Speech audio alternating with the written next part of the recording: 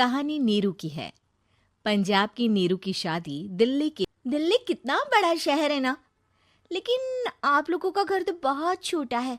हमारे पंजाब में तो ये बड़े बड़े घर होते हैं कि मजा ही आ जाता है। कोई बात नहीं नीरू, मैं भी तुम्हारे लिए बहुत बड़ा मकान बनाऊंगा बहुत जल्दी। नीरू के पिता जहाँ पंजाब के जाने माने व्यापारी थे, वहीं उसका पति राहुल दिल्ली में एक सिंपल नौकरी करता। माँ, यहाँ तो घी मक्खन इतना महंगा है कि क्या बताऊं। मैं तो तरस ही जाती हूँ घी खाने के लिए। मेरी बेटी को घी नसीब नहीं हो रहा है और ये बहू यहाँ बैठकर घी में शक्कर डाल रही है। देख वनिता, मैं साफ कह रही हूँ, इस घर में जितना घी आएगा उतना ही मेरी बेटी के घर दिल्ली भी जाएगा। अरे ये क्या बात होती है माँ जी? बेटी का उतना ही करो जो अच्छा लगे। अब क्या मायके से घी और मक्खन तक की सप्लाई करोगी आप? हाँ, मेरी बेटी किसी चीज को तरसे मुझसे बर्दाश्त नहीं होता। के मायके में 2 किलो घी आता तो 2 किलो दिल्ली जाता नीरू के पास। माँ, बड़ी गर्मी पड़ती है दिल्ली में। इस घर में तो एक ही एसी है और वो भी ड्राइंग रूम में। सारा परिवार एक ही कमरे में सोता है। हाँ बेटा, वो तो हर घर की कहानी है। यहाँ भी एक ही एसी है। अरे बिल इतना आता है कि क्या बोलूं। तभी वहां राकेश आ जाता। थोड़ी देर में यहाँ कुछ प्लम्बर आएंगे मेरे कमरे में एसी लगाने, जरा ध्यान से लगवा देना ना माँ। ओए, ऐसे कैसे तेरे कमरे में एसी लगेगा? हाँ राकेश, एक बार बात तो कर लेता। अरे पापा, वो वनिता को गर्मी में नींद नहीं आती। ड्राइंग रूम में सबके साथ सोने में वो अनकंफर्टेबल है, इसलिए। अरे पूरे परिवार के साथ वहां तेरी बहन नीरू भी तो सोती है, वो नहीं हो रही क्या अनकंफर्टेबल? समझ रहा है ना?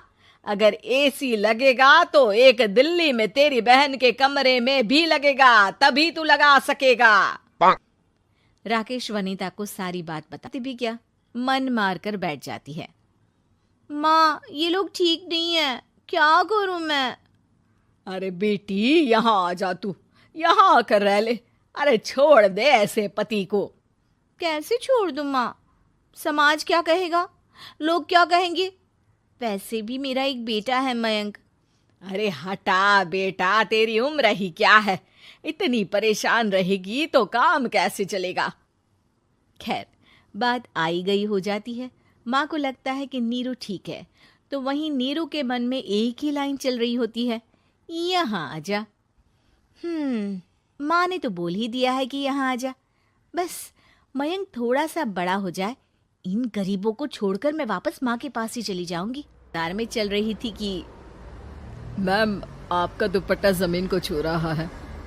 नीरू जैसे ही उस लड़की की तरफ देखती है, देखती ही रह जाती है।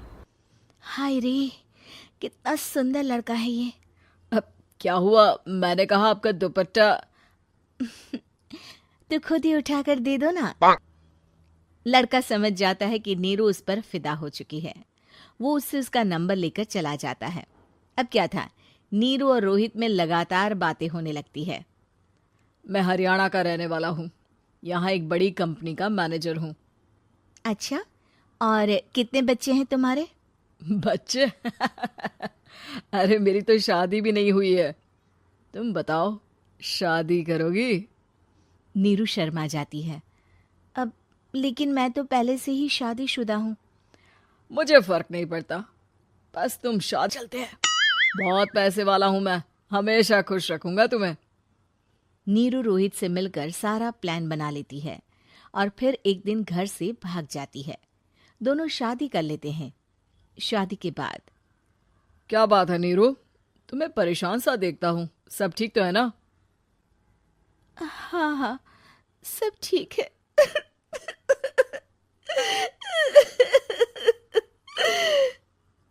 ये कहते कहते ही वो रोने लगती है। अरे क्या हो गया, रो क्यों रही हो? मैंने तुमसे एक बात छुपाई है और वही बात अब मुझे परेशान कर रही है। रोहित, मेरा एक बेटा भी है, उसका नाम मयंक है। क्या बात कर रही हो, ये तुमने मुझे पहले क्यों नहीं बताया? देखो नीरू, मेरी माँ को मैंने ये नहीं बताया है कि तुम शादीशुदा हो, बच्चा मैं मैनेज नहीं कर पाऊंगा। नीरू को समझ में नहीं आता कि वो क्या करे। तुम उस बच्चे को अपनी माँ को क्यों नहीं दे देती? नीरू चुपके से माँ को फोन करती है। माँ, क्या मयंक को तुम रख सकती हो? बेटा, मैं राकेश के साथ बात करती हूँ। आखिर घर का बेटा वही है, जो वो बोलेगा। वैसे भी बेटा, तूने जो किया है ना, उसके बाद से पूरा घर तेरी बुराई कर रहा है। मैं भी अब किसी से तेरे लिए लड़ नहीं सकती। राकेश बेटा, नीरू ने तो जो किया बहुत ही बुरा किया, लेकिन मैं सोच रही थी कि क्यों ना मयंक को हम यहाँ ले आए। तभी वनीता बोल पड़ती है।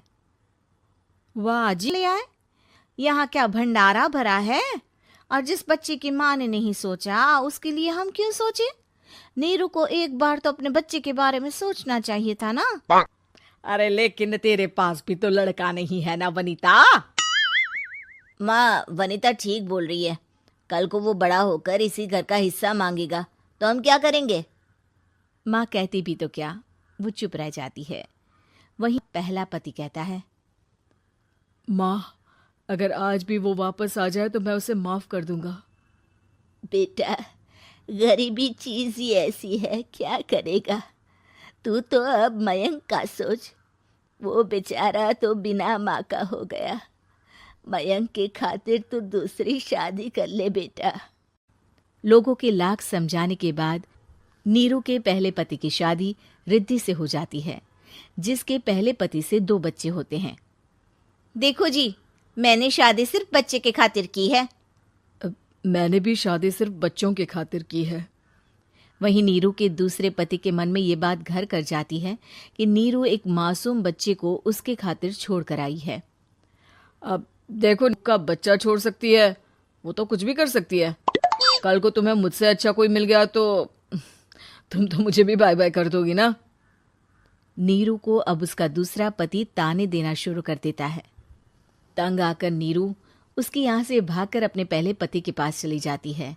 लेकिन ससुराल में क्या लेने आई है नीरू, मयंक को? नहीं नहीं सासू माँ, मुझसे गलती हो गई, मुझे माफ कर दीजिए।